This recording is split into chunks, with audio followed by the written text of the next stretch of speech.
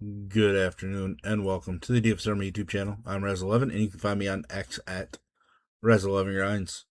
We're here to take a look at pitching for today, the 30th of June. It is Tuesday. We do have a 12-game main slate ahead of us this evening. From my understanding, we don't really have much weather to worry about, so we can look at pitching for what it is. A reminder that this is a first look at the pitching options, and I will be looking at DraftKings as that is where a majority of my action is. If you play in FanDuel, I'll cut my pool in half or so. Pricing isn't quite as tight. You don't have to be as creative. It allows you to get stacks you want with an upper tier-ish pitcher. Now let's just jump in. Weather across the nation is definitely warm. Some elite hitting spots across the entire slate tonight. But compared to last night, we have better pitching options to go with, or at least stronger ones overall. So it is kind of a cat and mouse game to try to figure out which side of the matchups are going to have the most success. Probably going to see all pitchers give up a couple runs. At least that's my belief based on what we're seeing for weather. But let's just jump right in. The best pitching matchup of the night, first game on the slate, Schlittler versus Skubal. I feel like Schlittler is just always in play.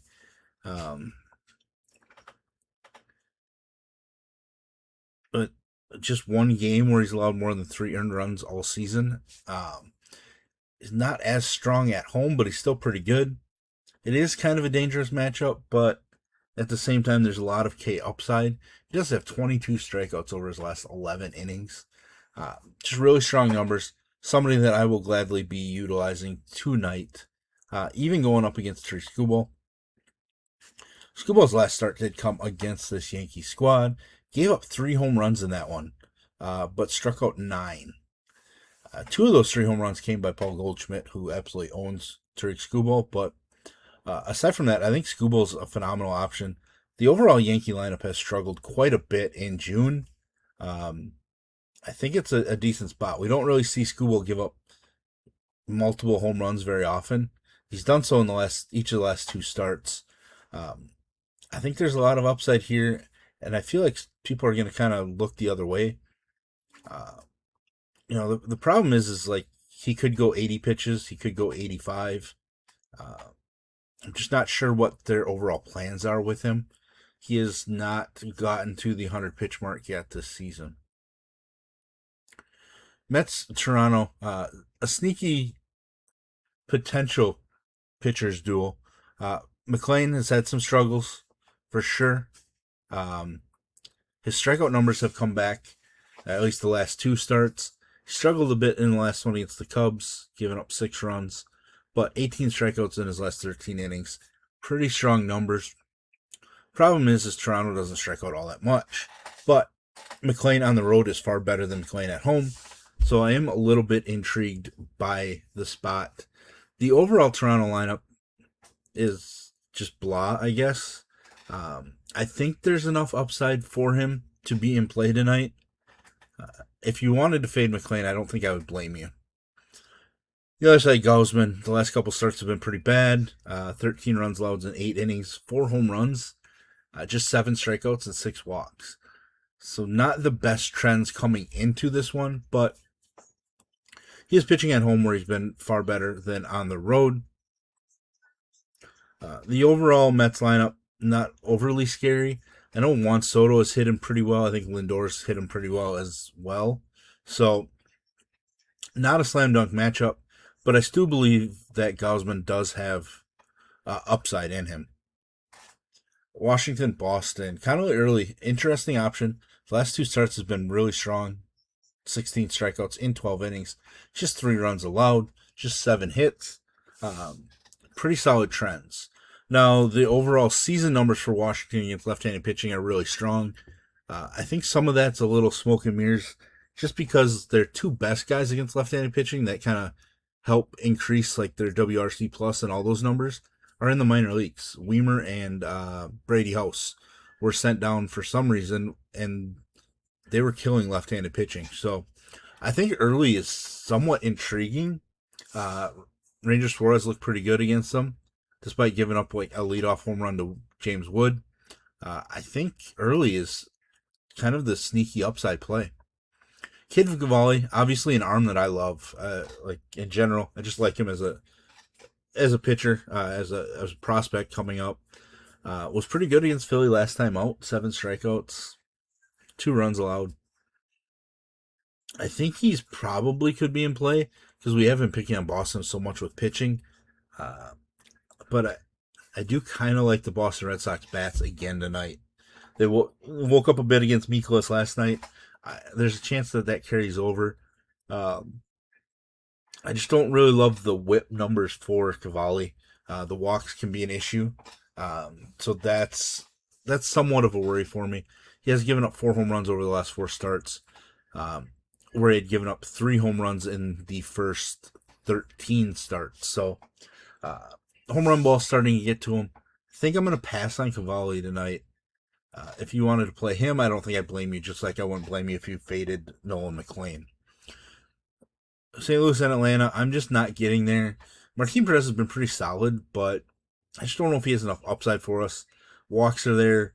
Generally, not many strikeouts. This just off the wall 10 strikeout performance when he doesn't have anything above 5 the rest of the season.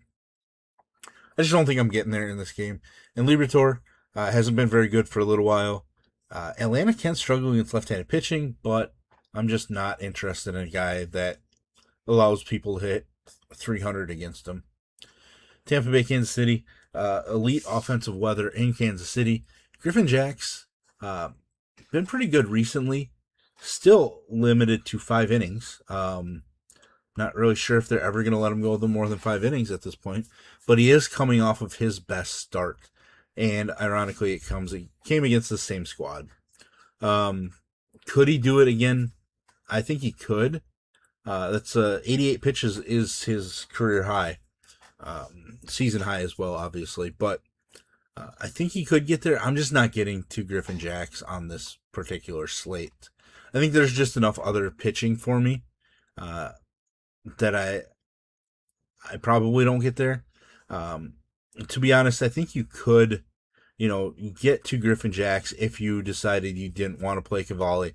If you don't want to play like Yuri Perez and Coors, maybe you didn't really want to rely on Brandon Sproat a whole lot. Then I think you could mix in Griffin Jacks, but for me, I'm not getting there. Noah Cameron on the other side, not getting there. His last start came against Tampa Bay. They smacked him around. The top of the Tampa Bay lineup is just clicking. Caminero, Yandy, and Aranda, especially Caminero, just phenomenal.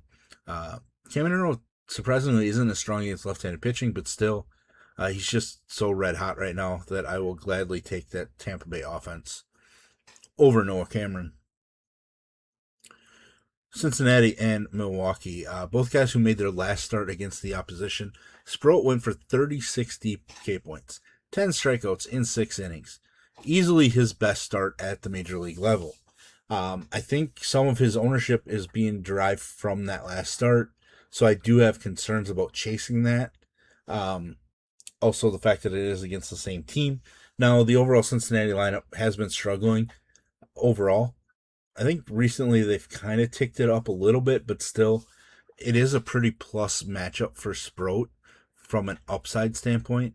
He hasn't been as strong at home, which obviously is a worry since that's where they're at tonight, but his K numbers are real, so there is upside. I don't think he's striking out double digits again, but if he could get us 8 strikeouts, I think we'd be pretty pumped.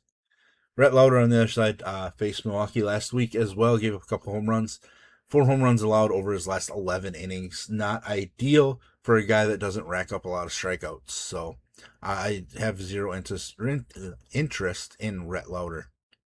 San Diego and the Cubs, wind blowing out in Wrigley. No thank you on Boyd or Sears. Sears surprised everybody against Atlanta in his first start of the season. Pretty solid performance. Boyd's capable of having strong performances, but the wind blowing out, I don't think it's a great spot for Matthew Boyd in his second start back from the IL. 76 pitches in the first one, but he walked 4 in 4+ innings. So Minnesota, Houston. Burrow's probably not getting there.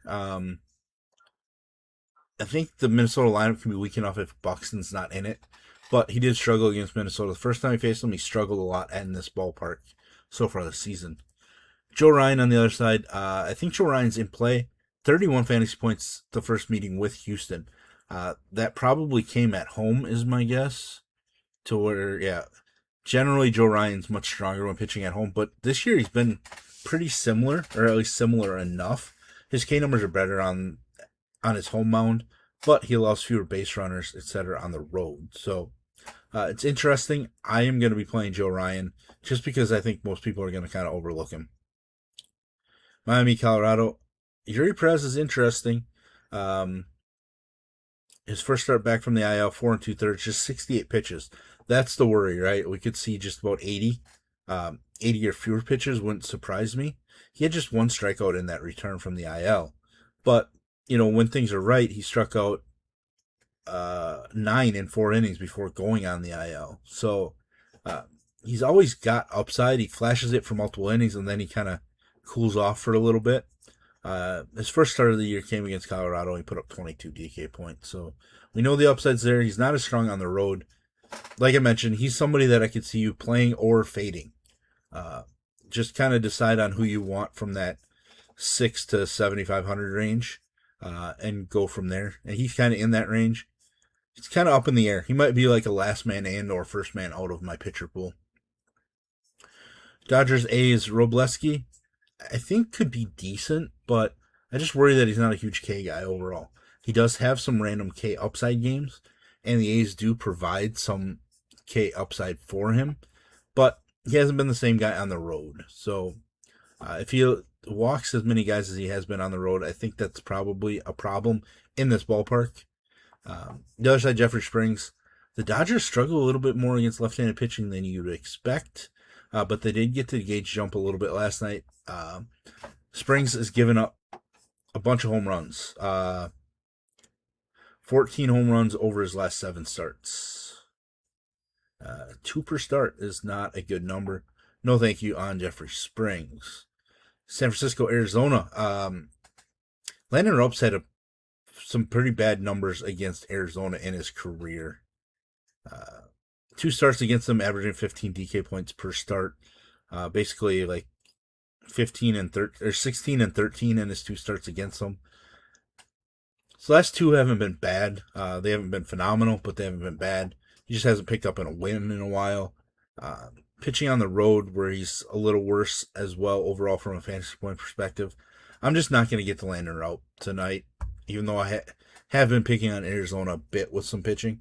Brandon Pfaadt supposedly getting the call up tonight. I'm not sure what his minor league numbers have been like since trying to, I assume, stretch him back out. He started out the season in the rotation, was removed, even though he had a couple of decent starts towards the end, and then went to the bullpen. I'm probably just going to play the wait and see game with Brandon Pfaadt in his return to the majors. Last game on the slate, you got Brian Wu and Jose Soriano. Soriano, fallen off the regression cliff since his elite start to the season. Seattle's had some struggles recently. Soriano's been best on the road. I think there's some upside for him here, but it's a pretty volatile spot. Interesting GPP pivot away from Scooble, away from Joe Ryan on this slate. I don't really want to get too invested, but I definitely want exposure. Brian Wu, he's all over the place, right? Like 3 out of his last 4 starts have been atrocious. 2 out of his last 5 have been elite. So, it's kind of one end of the spectrum or the other for him. Hit 26 DK points against the Angels in his first start against them. Just 1 hit allowed in 7 innings, but could not pick up the win. He is pitching at home where he's been absolutely phenomenal. ERA of 2, 0.69 whip, a K or about 11 Ks per 9, roughly. Actually 10.4, I think. A 154 average against, just absolutely phenomenal when pitching at home.